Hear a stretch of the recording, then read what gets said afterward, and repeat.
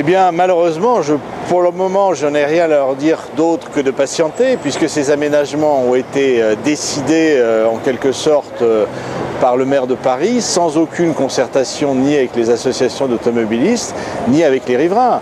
Et ce que l'on peut voir aujourd'hui, et vous le voyez comme moi, c'est une accumulation de bouchons, alors que les quais bas ne sont pas encore fermés sur la rive gauche.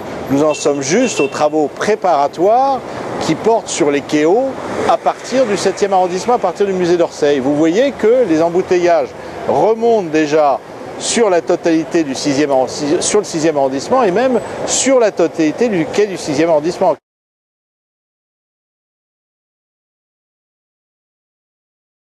Sur le 6e arrondissement, plusieurs associations se sont constituées et ont commencé à ester en justice avec d'autres associations issues de riverains du 7e arrondissement. Une requête a été déposée devant le tribunal administratif, mais nous attendons les résultats de cette requête. Mais il est bien évident que la situation que nous commençons à connaître va sans doute ramener de plus en plus d'habitants du 7e mais également du 6e arrondissement à se mobiliser. Je vous rappellerai à cet égard que c'est la mobilisation des habitants du 6e arrondissement, des quartiers limitrophes à la rue de Rennes, qui avait permis justement de faire suffisamment pression sur l'hôtel de ville pour que celui-ci modifie son projet. Nous ne sommes pas contre la totalité de ce projet. Nous estimons que tel qu'il est conçu, et à partir du moment où il se traduit par une fermeture totale des quais rive gauche, sans aucune possibilité de revenir en arrière, c'est effectivement une mauvaise décision. Mais je pense qu'on peut l'amender et l'améliorer grandement.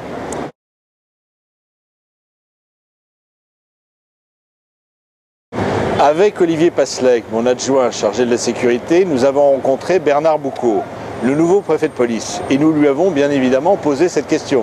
Il nous a semblé d'ailleurs, sans qu'il ne nous fasse aucune déclaration, très embarrassé par ce projet, et il nous a confirmé oralement, et depuis j'ai également reçu une lettre de lui, confirmant effectivement que le Premier ministre lui-même, c'est-à-dire M. Ayrault, avait demandait que cette clause de réversibilité soit introduite dans tous les décrets, dans tous les actes juridiques qui seraient passés dans les prochaines semaines.